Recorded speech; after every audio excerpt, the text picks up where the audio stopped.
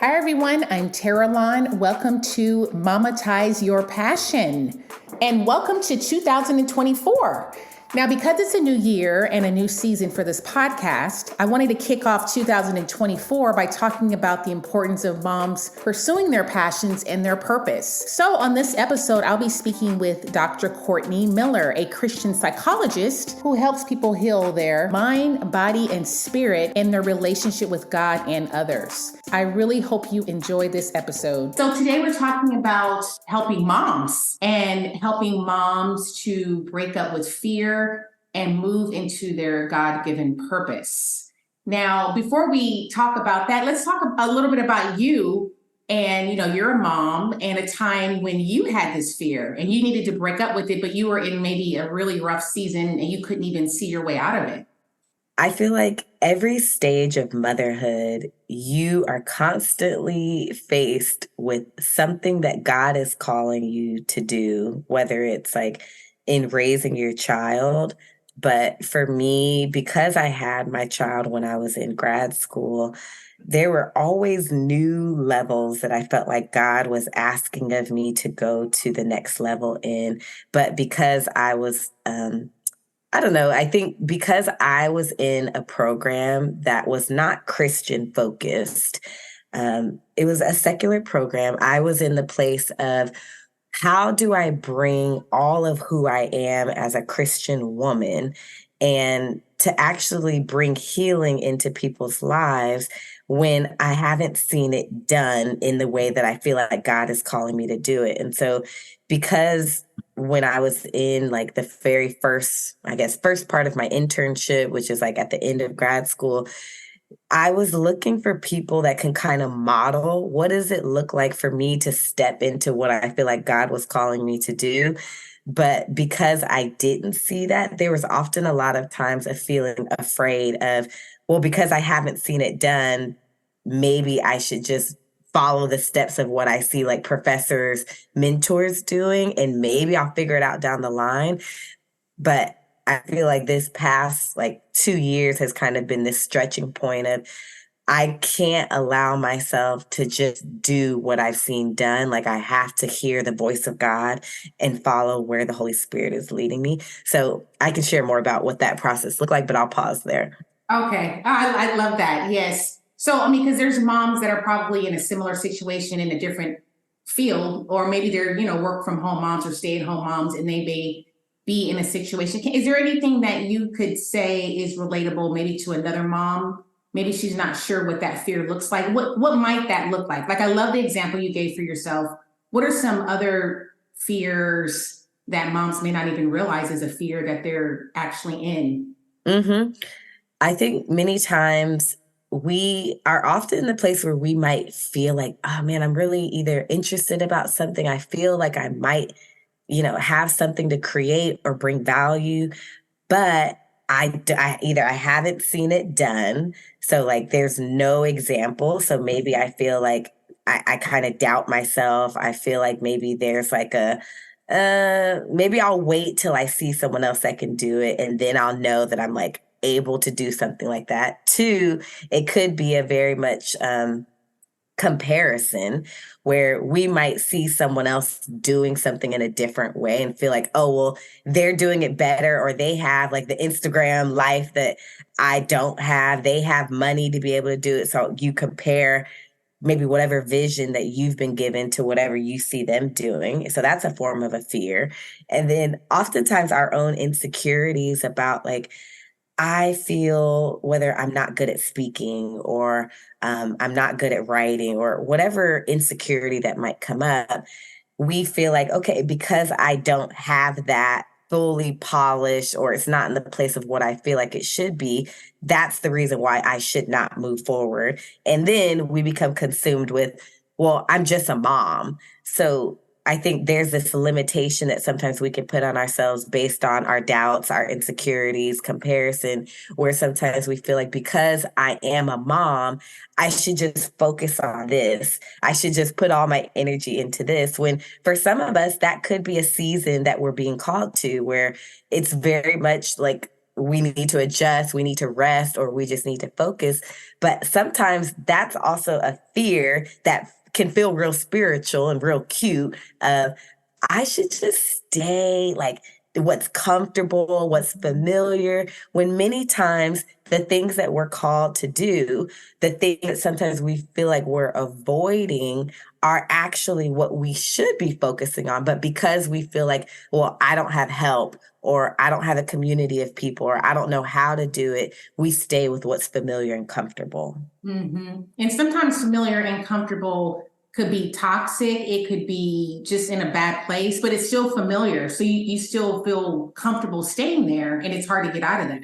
Exactly. And, I was reading the study that was talking about many times the things that we're feeling the most worried and anxious about, our number one response is, let me avoid it, because it doesn't feel good. Nobody wants to be in a place that they feel like, okay, this is making me feel uncomfortable. I don't want to deal with the unknown or uncertainty of something.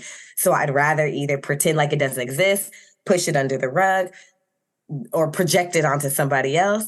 But one step that we can take in actually being able to conquer fear and conquer anxiety, the worry about the unknown, is taking one step forward. So whether that's, I'm just going to start talking about this idea with someone.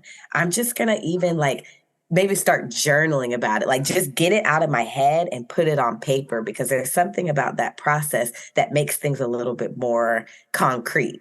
I love that. So going back to your story, and I know you're a Christian, I'm a Christian too. Everyone listening is not a Christian, but I would love to hear from your point of view in the season that you were in, and just sharing how God helped you during that time, because you weren't actually in a comfort zone during that time. You were actually a new mom at the time, right? So you were already in a new season. So there was a lot of newness happening. It wasn't like, oh, I'm comfortable in this season, let me just stay here. It was like a new season for you, and then you're trying to get your doctorate at the time. Was that happening? Yes. So take us back there and let us know about your journey. I think for me, because I always knew like this was the path, I felt like God had called me to go on to be able to support people in their healing process.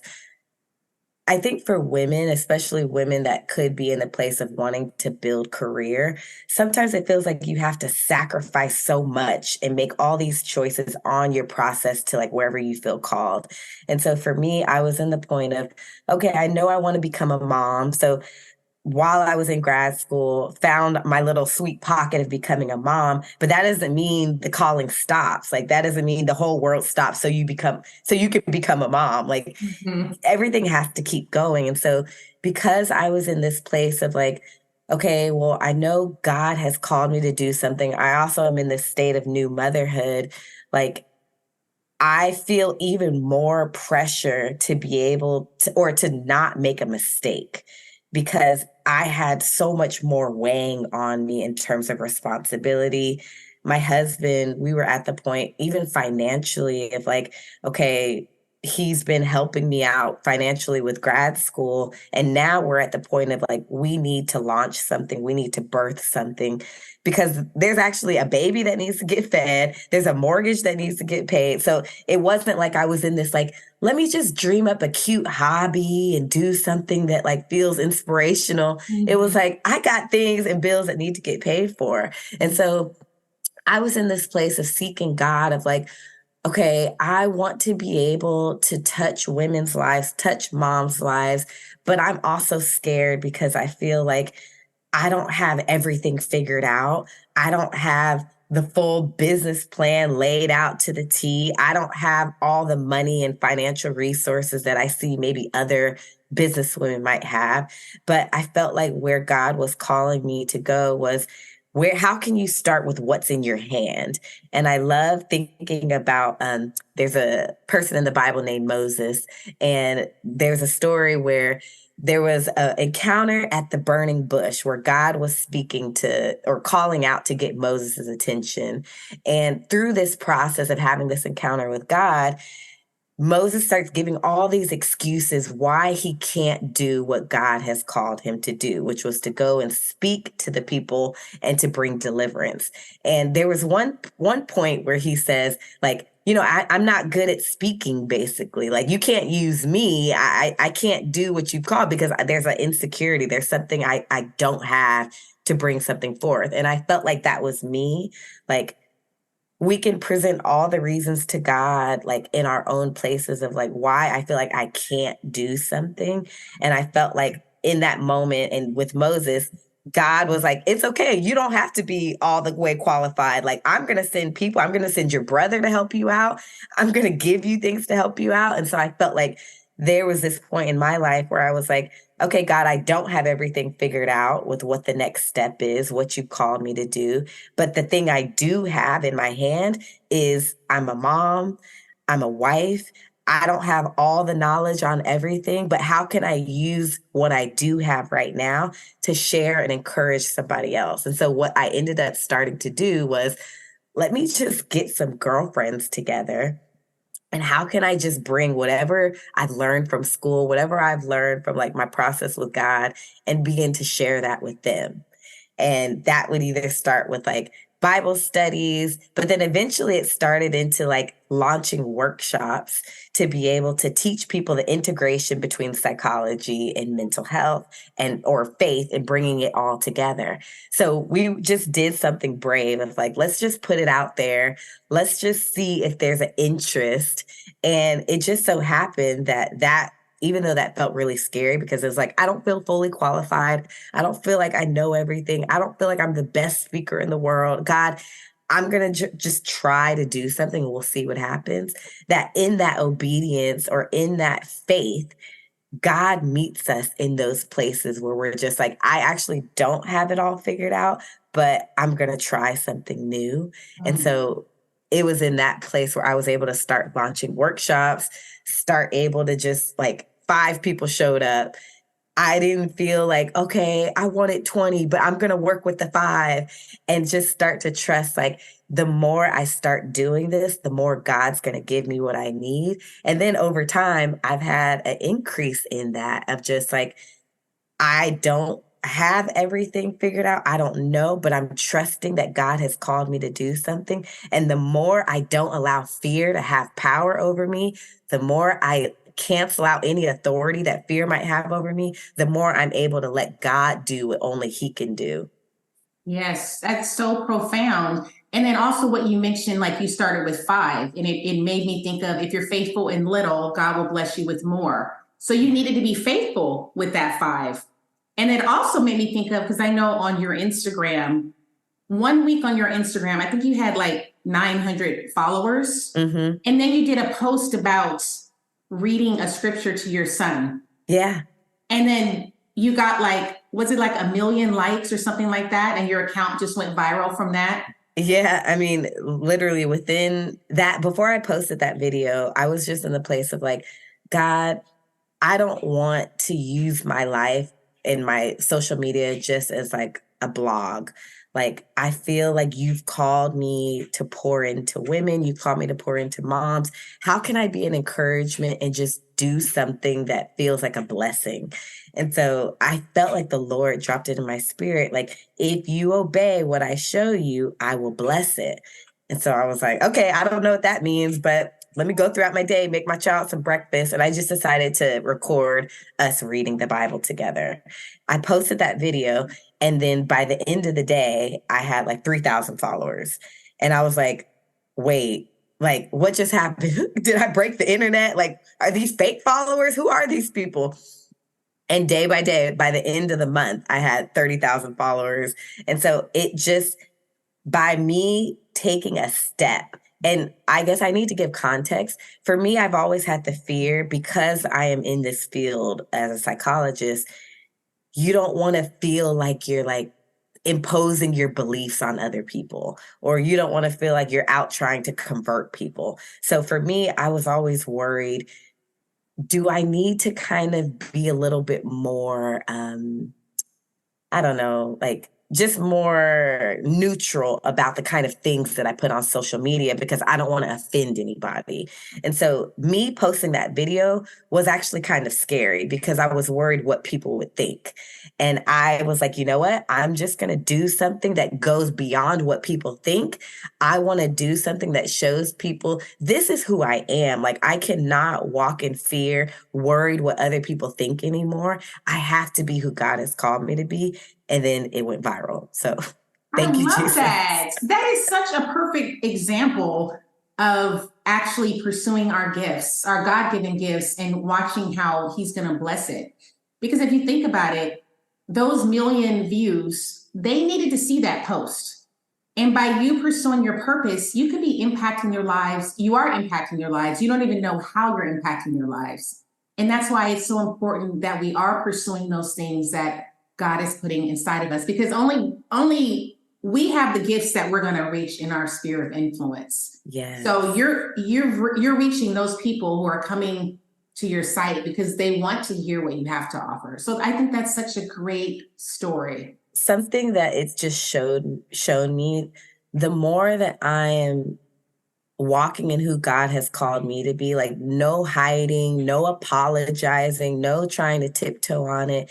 Like, people are hungry for authenticity. Like, people are like, when you go on social media, people don't care about the fake stuff and the flaunting and like, look what I got going on over here. Like, people are hungry for realness. And so I felt like that's the stuff I want on social media, but why don't I feel like I can be that? Like, because I'm so scared what people think. I'm scared of rejection. I'm scared people won't accept me. I'm scared people will unfriend me. Like, all these fears that get in the way of us actually embracing like the kind of love we give to our children, where we want our child to feel like they can be everything. You can be an astronaut. You can go out and save the world. You can be a president. But we as mothers don't walk in that same kind of authority and boldness and acceptance of ourselves because we have this fear of, oh, well, what if? And like, we stay in what if land all day instead of what is. Like, how can I start operating in what is and stop thinking about everything that could go wrong and start thinking about everything that actually can go right? And because I think so many of us have gone through trauma, so many of us have endured such difficult circumstances in which we've been disappointed, we've been hurt, we've been let down by people. People have ridiculed us and not spoken life over us, that we get into these cycles of, oh, well, because someone else has said that, maybe that's who I am. And for me, because being a Christian mom, I have to renew my mind with what the word says of who I am, because I can't give to my child something that I don't fully have for myself. So if I'm telling my child, my 2-year-old, you know, you are strong, you are brave, you are loved, you can do anything. But if I don't actually believe that, he's going to see a discrepancy. Like, wait, you're telling me something, but like, maybe he may not recognize it as a 2-year-old, but in the teen years, he might start seeing a discrepancy of, wait, you don't live this way. Like, I see the way in which fear holds you back, but you're telling me not to be afraid of anything. And so I need, as a mom, I need to constantly work on this muscle of not allowing fear to have power and control over me, because I realize there's generations and there's legacy that's waiting on me to get my freedom so they can be free. I love that. That is a quote right there, too. I love that. That's so good. And even in what you were saying, I'm just thinking about myself because I'm an entrepreneur. My husband's an entrepreneur. And my kids, they started their own businesses when they were, 12 and 14, because they saw us doing it. They saw me starting things online. So at the time, my youngest was 12. He started selling things on Etsy. And then my oldest, when he was 14, launched his own Shopify store. But that was from watching me doing these things, hustling, pursuing my passions. Even though some of them may not have panned out, they still were watching and seeing, oh, I can do this. Yep. So it is so important. What you're saying is, we're speaking all this life into our kids, but they actually need to see us doing it too and pursuing those things that God put inside of us. That reminds me of this, like, the concept in psychology that we name modeling. Like many times we feel like our kids are going to soak in the things that we're telling them. And they will. Like there's things that will leave an impact that they'll always remember. My mom or my dad used to always say this to me. I always remember this. But the things that makes the most impact in our children's lives is what we're modeling. And so, like you just shared, like it's not like you were telling your kids, maybe you were, I don't know, hey, you need to be an entrepreneur. You need to, get a side hustle going.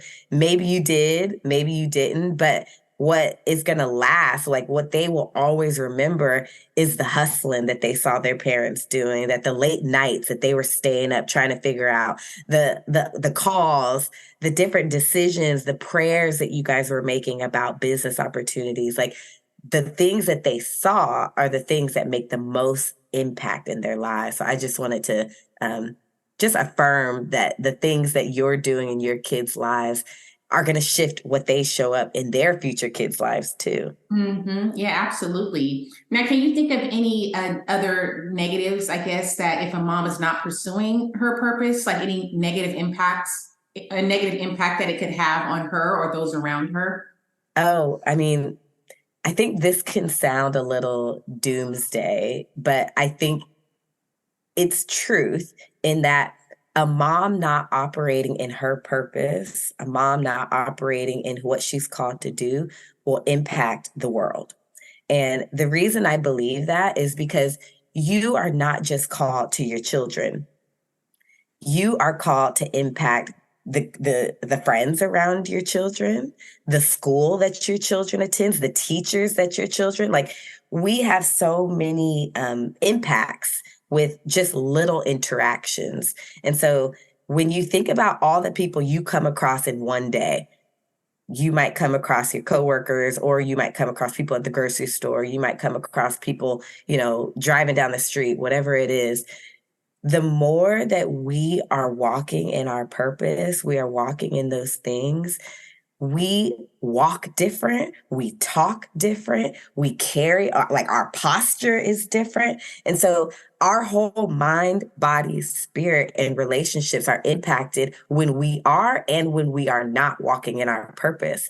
And I think about the times in which, for me, when I was feeling discouraged, when I was feeling kind of aimless and scattered in like what's next, it showed up in my body. Like I wasn't exercising, I wasn't eating well, I wasn't even relationally feeling like I could actually show up and give to people, versus when I was getting into this place of like, you know what? I don't fully have it figured out. I'm a little scared. I'm going to do it anyway. Like I showed up in a way that was hungry to learn, hungry to connect with people, taking care of myself, things like that. Mm-hmm. You also wake up differently. Like I find that every morning I wake up early and I feel like, I mean, my prayer is first, but I feel like in those prayers before everyone gets up, I feel like I'm always dreaming about something and just looking forward to, oh, okay, I can do this. I have so much inside of me. Like there's so much that I want to do, but I know I need to be focused. But I just feel like your whole perspective on life changes. Like when you're walking in your purpose and you're not just living and not actually living on purpose. Right. And I feel like some people, when they hear the word purpose, it can feel so abstract and convoluted. So for me, when I think about purpose, I'm not just thinking about, okay, like to me, I don't feel like my purpose is to be a psychologist. My purpose is not my career. Mm-hmm. It's just a role. Yeah. Just like my purpose is not to be a mom. That's a role. So I like to, when I talk about purpose, to make it clear, I'm not talking about all of a sudden you're going to be a business owner and all of a sudden you're walking in purpose. To me, what purpose is really about is what is the value that you want to bring to your community and the world around you. And so to me, when I think about like, what does it mean for a woman to start walking in her purpose, for a mom to really start that journey, is to think about for you, what are the things that you've been through in your life that God has brought you through or that God is continuing to bring you through? And you're like, you know what? I feel like I can help somebody in this area. Like I learned some things. I've been through some things that I have some keys I want to give somebody. And for me, that's not, oh, I just so happen to want to be a therapist and I want to be able to give that to somebody. For me, that's, God has healed me through emotional pain. He has brought me through some traumatic incidents in which I'm like, you know what? I hated having to go through that. But because I know that God allowed me to walk through that, I want to have purpose in my suffering and I want to be able to give that to encourage somebody else. Well, that's so good that you said that. Now, what do you think about moms walking in their purpose and monetizing that? Yeah. What are your thoughts on that? Because I You really know, try to encourage that for moms. hmm this, when people think about monetizing, I think there's a lot of fear of like, oh, well, will someone else feel like it's valuable enough to pay for? And will someone else feel like what I have to offer is actually meaningful and brings value to their lives? And for me, I had that same fear of like, okay, how do I know that what I have to offer people actually want to pay for? And like, we don't know unless we try. And so, what I would want to encourage moms is in the process of creating, in the process of trying to say, like, okay, how do I monetize a purpose or a passion? First, identify for yourself, do you feel like it solves a problem in the world? Because if the answer is yes, then there's someone who wants your solution. And so if you don't feel like maybe it doesn't solve a problem, talk about it with people, share your idea with someone and be like, hey, like, would you pay for something like this? And maybe they would be like, no, like I can Google that. Then that's good information. Maybe there's something we need to do to make it feel more valuable. And so, something I like to always put out there, we live in the world of technology. We don't have to reinvent the wheel. A tool that I love to use is Chat GBT, where I love to be able to ask questions. Like, let's use technology as a resource and say, okay, I have an idea for launching an ebook. Give me 10 ideas on how I can monetize this ebook. There are people that have already figured it out. We don't have to figure it out. Just start with one idea, get feedback, ask friends to fill out, like do like a Google form survey and say, would you pay $10 to $20 for something like this? Would you pay $20 to $30? Like ask your community. The people who love you want to see you win. And so when it comes to monetizing, ask the people around you what they think. Two, use the research that people have already done to be able to take those next steps. And then three, like we have to put ourselves out there. For myself, I'll share what feels really vulnerable. I did a workshop one time and I was like, you know what? I have worked really hard for this degree that I have. I can charge a certain hourly rate, whatever, based on what psychologists charge in this area. I'm not going to charge that. I'll charge a little less. So I put a workshop out there and I only had 5 people. This was a separate workshop that only got 5 people. I only got 5 people that registered. And what that came out to was about $500. And I was like, dang, like that wasn't the number I was looking for. I really wanted to be able to, get over 1,000, whatever my number was. And I started to get discouraged. And I was like, man, like I wasn't successful. I didn't reach my goal. And I had to talk to one of my friends who was in business and marketing. And I was like, yeah, I didn't reach what I wanted for this opportunity. And she was like, I want to slap you right now. The fact that you did something and you actually monetized, like you could have made zero. And then we could have went back to the drawing board and be like, okay, what could we have done differently? Maybe there's something we could have tried, but you actually monetized. Why are you getting mad because you didn't get what you wanted? So we have to look at the baby steps process. So I just want to encourage if anyone's out there and they're like, oh, well, I put something on Etsy and I only got one sale. You better clap it up for that one sale. You Right. monetized. Right. Like you actually did something. Now let's try to replicate it and grow in that. So I just want to encourage anyone that's out there that's like, okay, I've monetized, but I didn't get the number that I wanted. That's proof that it's successful. Now let's continue down that path of creating. That's excellent. And then lastly on this subject, I know there's also moms out there that are very service hearted and service driven. They may want to start nonprofits or they just want to, help people, but they feel bad in helping people and charging people for it. Like, how would you speak to them about that? Mm-hmm. I think one, as women, we deal with so much. I think because we are known to be nurturers and caretakers and to sacrifice so much, that there can be this expectation like, oh, well, you know, if I see someone out there in need, like, what can I do to further help and like meet wherever they're at? And I think we have to use that innate skill set that we have in our favor. That when it comes to the service industry and customer service in general, the way that we actually bring value to someone is being able to see their need and understand their needs so much and want to serve that need so much that they're willing to invest and pay for something like that. And so I want to encourage what that might look like is, let's just say you have the idea of wanting, I don't know, to babysit. And you're like, there's 50 million babysitters out there. Why would someone want to pay for me? Like, let's just say you want to do top dollar luxury kind of babysitting prices. Why would someone want to pay when they could pay someone else? And like, there's other people that are trying to serve and care in different ways too. I think where we're seeing more and more of our world going into is people want to feel like there's a personalized touch.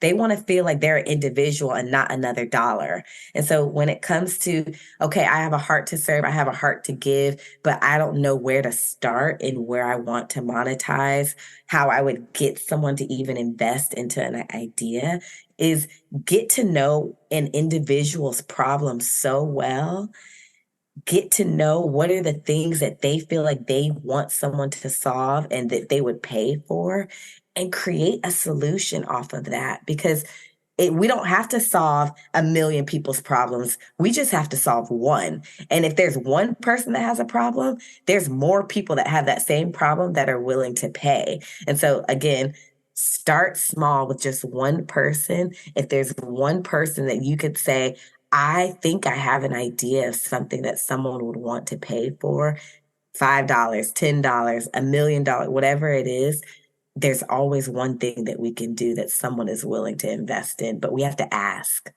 Excellent. Thank you so much, Dr. Miller, for being here. That was so great. Now, where can people find you if they want to know more about you and the services that you provide? Oh, yeah. You can follow me on Instagram, Dr. Courtney Miller. I'm on there. I love to be able to put things up daily just to encourage people. There's other things, other projects I have coming down the line, but if you want to find out more, you can find me on Instagram. Thanks for listening to Mometize Your Passion. If this podcast has ever inspired you in any way, I would love to hear from you by way of a positive review. This podcast is meant to be an encouragement and blessing to moms, so any positive feedback you can give would be so helpful. Until next time.